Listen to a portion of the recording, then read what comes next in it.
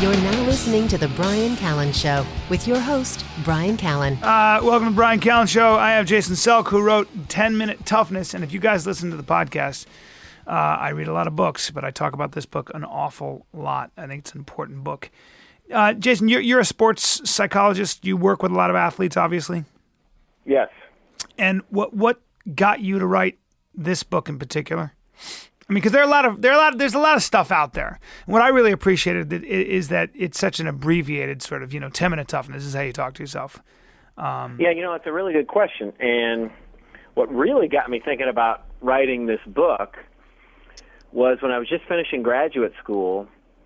In fact, I was out on my deck preparing for oral exams. If you're not familiar with that, it's a week-long, 6 to 8 hours a day of testing over everything you've learned in graduate school. It's really quite ridiculous and quite grueling. And I had this thought in the midst of trying to study for everything.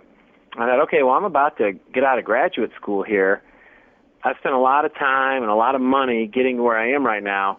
What am I going to do to actually make some of this money back? Like, what am I going to sell? I got all this information in my head, but I didn't really have a game plan of how I was going to get a return on that investment. So I thought to myself, and I'd had a pretty extensive amount of time spent as an athlete, and I've done my fair share of coaching as well, and I thought, okay. I was going to ask you that. I'm glad you said that, because that's what it felt like. So I kind of know that world, and I thought to myself, okay, if I was an athlete or if I was a coach, what would I buy in terms of sports psychology or the things I was learned about performance psychology? And I started thinking, mental toughness seems to be this thing that everybody wants. And then I thought, well, what really is mental toughness? And I said, well, what's physical toughness? How do you get it? And I thought, okay, you get your physical toughness by going to see a trainer, and you do 6 sets of this and 8 sets of that, and you can't stop from getting your biceps stronger. Okay, well, that'd be nice if we could do it for the brain. And I knew, like I said, I had all this research literally surrounding me at this point out on my deck that day, and I thought, well, I got all this knowledge of the brain just like a muscle, like the bicep is, and how could you work or exercise the brain in a way that if you did it, you couldn't help but develop that mental toughness, improve focus, improve confidence. And it just so happened that I had all this information at my fingertips right there that day, and I wrote the mental workout, the program, the first 5 chapters of 10-Minute Toughness in about 45 minutes. And I had one of my good friends I grew up with. He played baseball for the Houston Astros, and I called him up and said, hey, I think I just came up with something pretty good here. Will you try this out? And he went on a 3-week tear of hitting the ball in baseball. And, from there it was kind of took off real fast because he started telling a number of his teammates, and then it went from Major League Baseball to the NFL and then the NBA. And you got that. The baseball thing is great, like kind of try easier, look away. It was like sort of a look away, go away, or something like that. I mean, just so many different of these little things of how to talk to yourself that really do. I mean, it doesn't just work with athletes, man. I think it works with everything. I'm a performer. I get out of my own way. So much of what I love about the book is kind of what not to think about. A lot of mental toughness is learning what not to think about, right? What not to indulge in. You're right. And, unfortunately, we as humans, we have this propensity to complicate things. We try to be perfect. We try to get all the right thoughts. We try to get everything done. We try to be everything to everyone. It's just not possible. I mean, there's just no possible way. So what you have to do is you really have to become good at prioritizing. And I think that's one of the things I've been fairly good at in my career is simplify this stuff all the way down, where we know we're not going to be great at everything, so let's be great at the really important things. And I think that's where some of the tools I teach, I'm not going to try to teach people everything I learned in graduate school or along the way. I'm just going to teach you the top tools, the ones that will give you the biggest bang for your buck. And then I'm going to create the kind of that bare minimum of greatness in terms of how much you need to do it to get a result. And I really believe in that simplicity approach, and it seems to have worked out pretty well. Well, but the problem is sometimes people will see a sports psychologist. I know a lot of pro athletes, and especially fighters, and sometimes they'll get into this situation where they go and see a sports psychologist, and they're seeing them every day. And what happens is you can create. How do you get out of the sort of they can actually cause a bigger problem, which is a dependency on this stuff. And all of a sudden they're going there and they're thinking about all these things of, well, I can't think about this. And it's like, don't think about an elephant. Don't think about an elephant.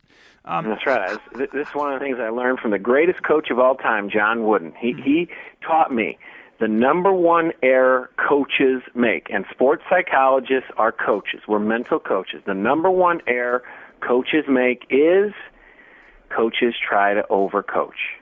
Your ego gets in the way, and you start to think you're not important if you're not teaching them something new every day.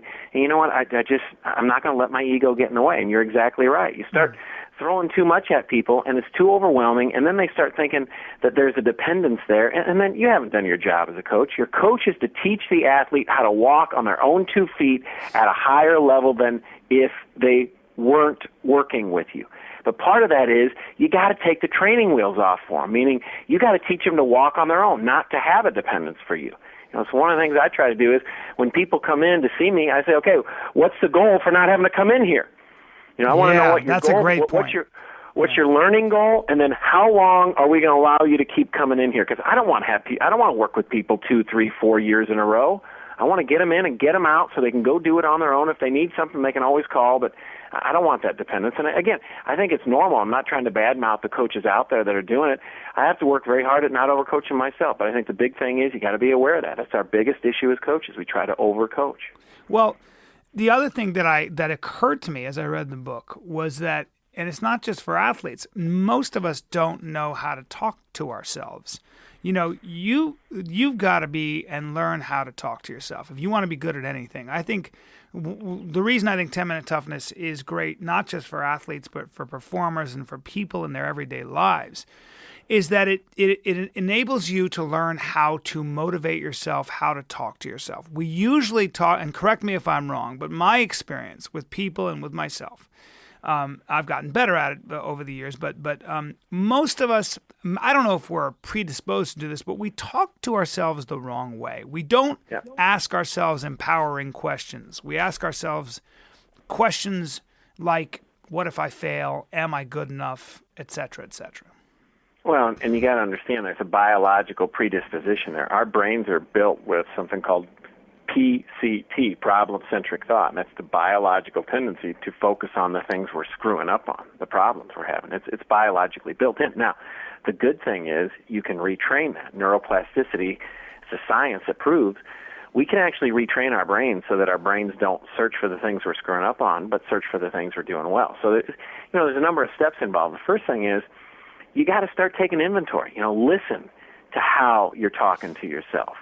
And you're right. I think most people, it's just incredibly normal to talk to ourselves about ourselves in a negative way.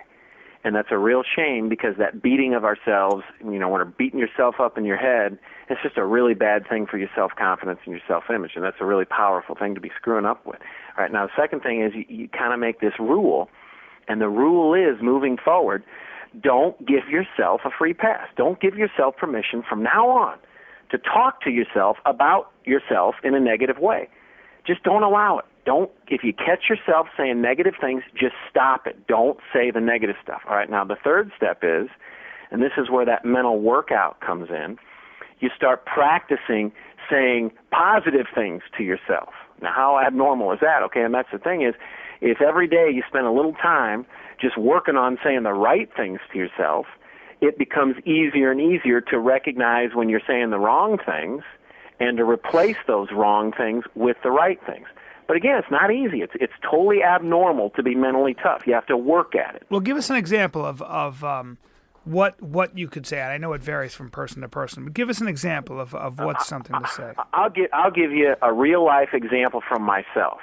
All right. So when I first get out of graduate school, I was lazy and I didn't have any experience. I didn't really know what was going to work and what wasn't going to work other than what I'd kind of learned from science, but you never know what in reality. Okay, so the truth of the matter was I wasn't that hard of a worker and I didn't really know how to be a great sports psychologist. All right, so this is something, it's called my identity statement. It was one of those 5 steps that I had in that mental workout.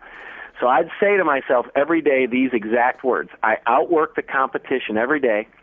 I'm the most effective sports psychology consultant in the world.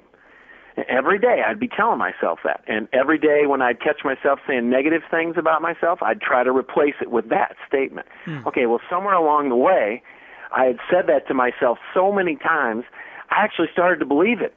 I started to believe that I was this great worker and that I was really good at my job, maybe one of the best in the world. And once I started believing it, that's when the real power set in, because then when I wasn't performing up to par with that statement, I was kicking myself in the butt and getting myself moving, working harder. When I was screwing up with my clients, I was figuring out, okay, what do I need to do? Because if I'm one of the best in the world, I can't be screwing up with these guys. So I'd, get to work on it, figure out different things.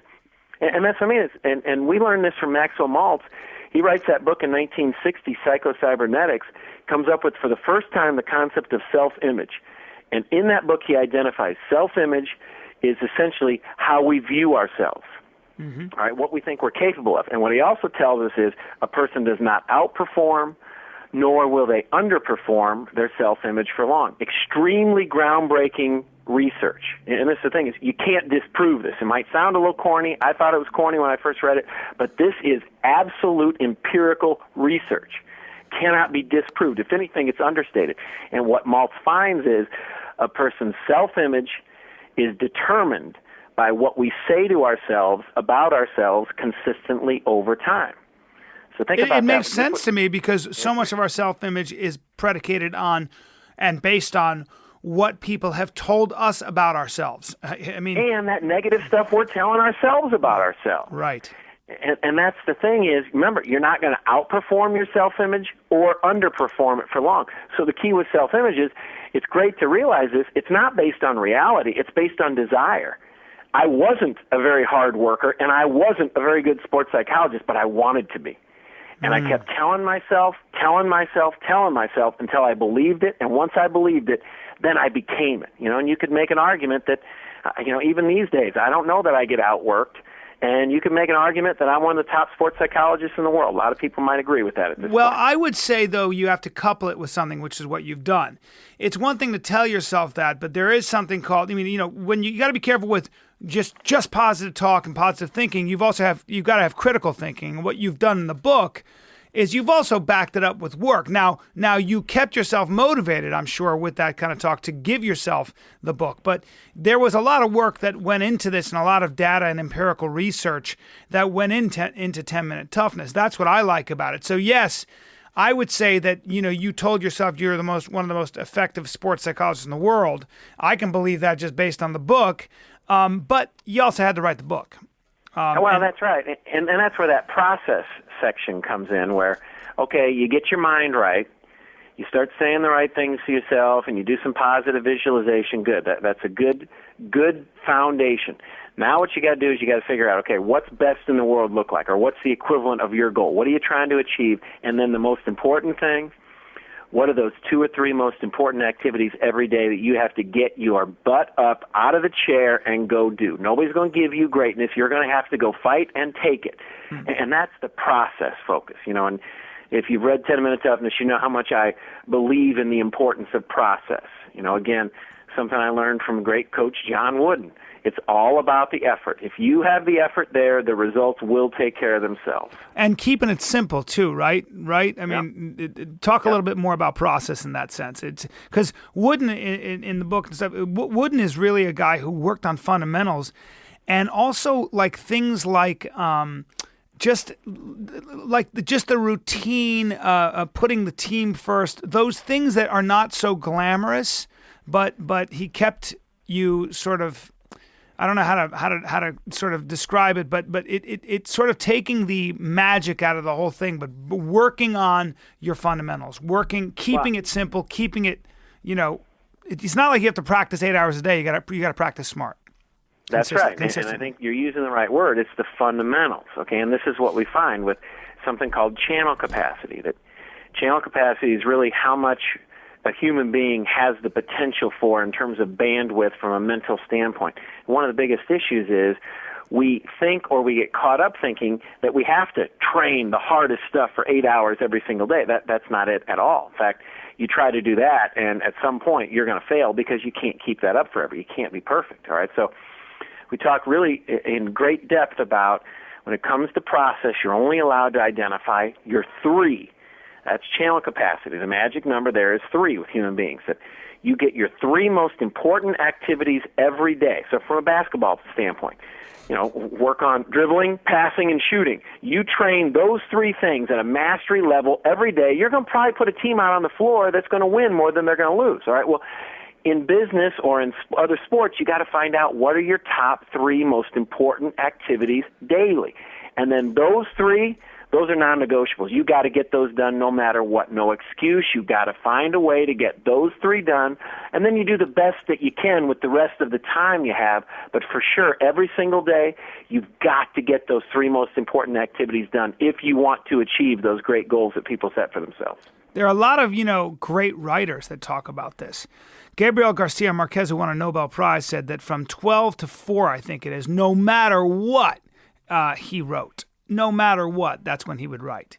And the secret, and I've heard a lot of writers, not just in sports, who say the secret is writing every single day. Now, that could be 500 words, whatever it is, but they do that every day.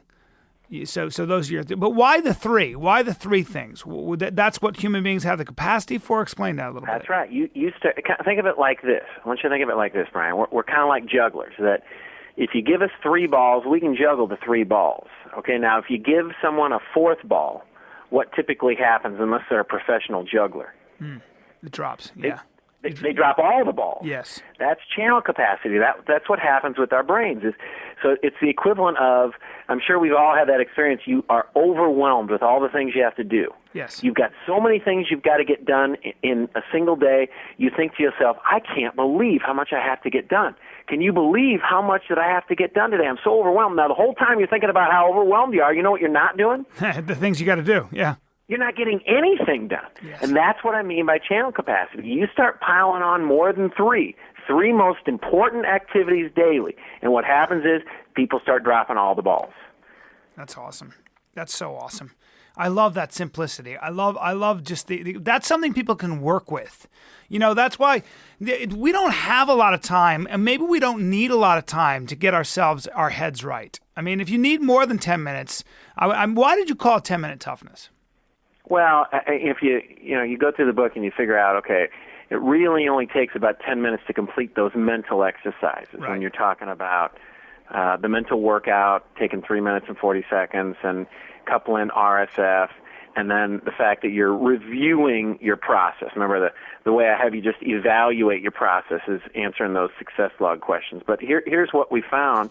Unless you're a professional athlete, your 3 process goals, on average, take people somewhere between 2.5 to 3 hours each day. And that carries over into business. That was a lot of the research I did for my second book, Executive Toughness, in the business world, that what most people, again, professional athletes a little bit different, okay, and it all depends on the sport, but unless you're a professional athlete, on average, it only takes you about 2.5 to 3 hours each day to get your absolute 3 most important things done each day. Mm-hmm. Imagine if every day you completed your 3 most important activities. Can you just imagine if you did that every day, where your level of success would be? It's unbelievable.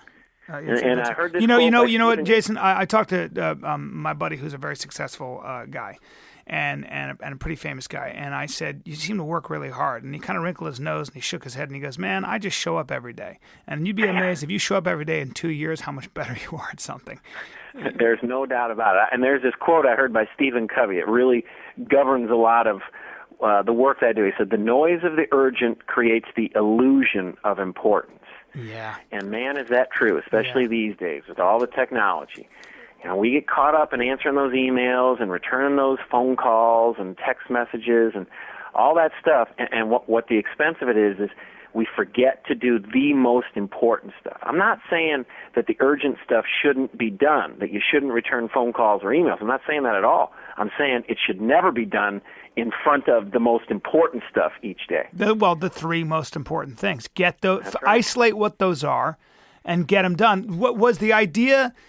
Did the fact that it only takes 10 minutes to get your head right surprise you as you did this sort of research and you studied this and you wrote this book?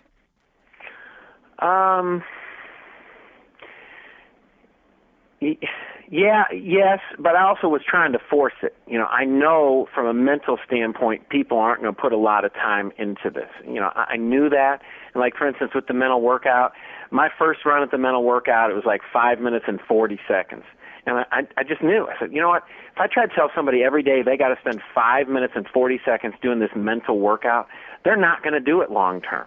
So I knew I had to get the thing trimmed down. And so it surprised me that it was doable, but I knew that if people were going to buy in and actually kind of start getting this, all right, these are the steps, this is exactly what to do, and I'm going to actually commit to doing it, I knew that I had to get that thing as lean and mean as possible. Well, that's all we have time for, man. Is there a primary question, do you think, that people walk around with in their heads? Do you find that a lot? Do you ever have to isolate that? Do you have to, as opposed to kind of like, I've heard that, yes, you learn how to talk to yourself and things, but then there's also the other side. Are you supposed to ask yourself questions? Because I notice that most people, when I ask them, and I can tell people come to me and they say, I got this, that, and they're not living their lives the way they want to. And sometimes I'll say to them, what are you really after, first of all? And second of all, what do you think is the main question you ask yourself? It's almost always a negative question, which we've already talked about. Yeah, I was going to say, well, I'll tell you what, unfortunately, I think the kind of question in most people's heads is, what am I screwing up on? What's wrong with me? I think that's the question most people ask. What should it be? I'd say these are the questions I really like. One, what am I doing well? I want to know, and I'm not talking about throwing yourself a parade or anything like that. Just give yourself a little pat on the back. Give credit where due. Find something you're doing well. Something as simple as, like this morning, my alarm went off at 5. I had 2 feet on the floor by 5:01. I call that beating the alarm. I scored a point. Nobody's going to be cured of cancer because Jason Selk had 2 feet on the floor by 5:01. But you know what? It's a good thing that I did. I feel good about being productive. When my alarm goes off, I get up. All right, second question. What's one thing I want to improve? If you could get those 2 questions in your head, man alive. Yep. What am I doing well, and what do I want to improve? Think how much further along in life you'd be if that was in your head instead of all the negative stuff that goes on in there. I love that. What am I doing well, and what can I improve? Those are 2 fantastic questions, and we don't ask them. We get really busy really quickly with all the noise. That's right, and pretty soon I feel like your life isn't your own. Now, that can happen, but I'll tell you what, some people ask them. I know I do, and the people I work with, I'm relentless about making sure they're asking those questions. They got to ask them every single day. What 3 things am I doing well? Take 60 seconds and figure that out. Again, you don't have to cure cancer for it to qualify. And then what's one thing you want to improve? Not one thing you want to perfect, one thing you want to make 1 inch better. The smallest unit of measure, improvement, I'll take that. We're not looking for perfection. You can train yourself to ask those questions, and if you do, I'm telling you, great things can happen. That's where people start overachieving. I love that. I love it. It's so inspiring to think about that. Just the idea that that's literally all it takes. Because what's the biggest curse, and I know this is a huge challenge for you. Yes, you can attack a problem, but it's the consistency, man. It's reminding yourself every day. It's that long term. And really, what we're talking about here is habit, aren't we? I mean, these things become a habit after a while. Yep, that's right. If you force it. Remember, it's not, unfortunately, that 21 days to a habit thing, that's a total myth. It was unfortunately based on a misinterpretation of research. There's no truth in it whatsoever. So it's, you're continually forming the habits. It's commitment. What are you going to commit to? What are your fundamentals? The 2 or 3 most important things you're going to commit to. Make sure those are done. Do the best you can on the other stuff, but no matter what, get your most important stuff done daily. Get those habits done. And the other thing that I gleaned from the book was really, in a lot of ways, it's almost like 10-Minute Toughness was almost sort of a manual for how to get out of your own way, too. I mean, there comes a point when your training can take over, and a lot of it is just, like, I love that where you say, I think, what is it you said to the baseball player, which at the end is go away? Maybe you don't remember, but anyway, go away, get out of the way. I do that with my stand-up. I come up on stage now, and like somebody asked me, I had to perform for like 2,700 people, and somebody said, "Were you nervous?" And it didn't even occur to me, because I've learned I've been doing it for so long. I've learned how to kind of get out of my own way, man. I'm up there to have an experience, and I don't know what's going to happen. I'm certainly not going to force anything, but that took me a long time to get into that sort of that mindset. Let me get out of my own way. And every day for me, what I got, I use this as a stand-up comic. It might seem weird, but but I use 10-minute toughness because I learned how to kind of talk to myself that way. Kind of that's how I motivate myself. I don't think it sounds weird at all. And I'll tell you another thing. It's one thing I think is really important, and you've touched on it a few times. Simplicity is genius. Mm-hmm. Genius is simplicity. And we just have this tendency, we want to complicate things. There's no need. It's all about the fundamentals. Yeah, and those three important things. That's what I've been thinking about since you said it. Because, and again, I think I've read the book twice, and I've talked about it a lot, and it's just one of those things where you just got to keep coming. So, it's a book you can keep with you and just always remind yourself. Because. And I'll tell you, I think executive toughness unless you're a professional athlete, I think executive toughness is a much better book than 10-minute toughness. And I love 10-minute toughness, don't get me wrong. Yeah. That book I wrote for professional athletes, but my second book I think is a better book unless you're a professional athlete.